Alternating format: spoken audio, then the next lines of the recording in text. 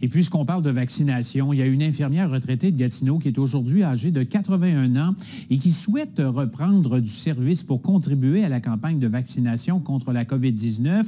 Le hic, c'est que le gouvernement du Québec accepte seulement les candidatures des professionnels retraités de moins de 70 ans. Ismaël Sy.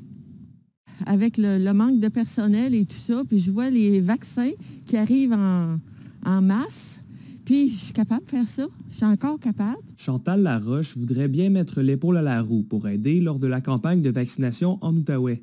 J'ai 81 ans, mais je me sens en forme. J'ai fait H1N1 pendant plusieurs jours, puis tout était beau.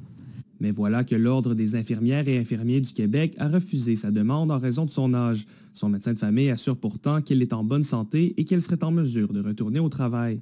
C'est sûr que je n'irai pas travailler aux soins intensifs parce que c'est des nouvelles machines, là. C'est pas comme autrefois, mais donner des injections, les aiguilles et les seringues, ça reste pareil. Le Centre intégré de santé et de services sociaux de l'Outaouais disposerait de suffisamment d'employés pour vacciner la population de la région. Mais la direction ne dirait pas non à quelques paires de bras supplémentaires pour accélérer le processus. Je crois qu'avec toute son expérience, je serais parfaitement en confiance de me faire vacciner par cette dame-là.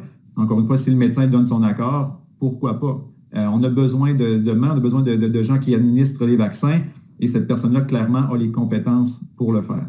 Le syndicat des professionnels en soins de l'Outaouais joint sa voix à celle de Mme Laroche pour demander à la direction de la santé publique de considérer les demandes de dérogation des personnes qui souhaitent contribuer à l'effort de vaccination, mais qui ne remplissent pas tous les critères. Ça prend plusieurs professionnels en soins pour faire la vaccination. On sait que c'est une campagne de vaccination qui est sans précédent, qu'on a connu peut-être le H1N1, mais là, c'est la première fois où est-ce que ça prend même une double dose.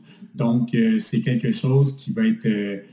qu'on apprécie toute l'aide que de nos anciennes infirmières auxiliaires de la région peuvent nous apporter. Là.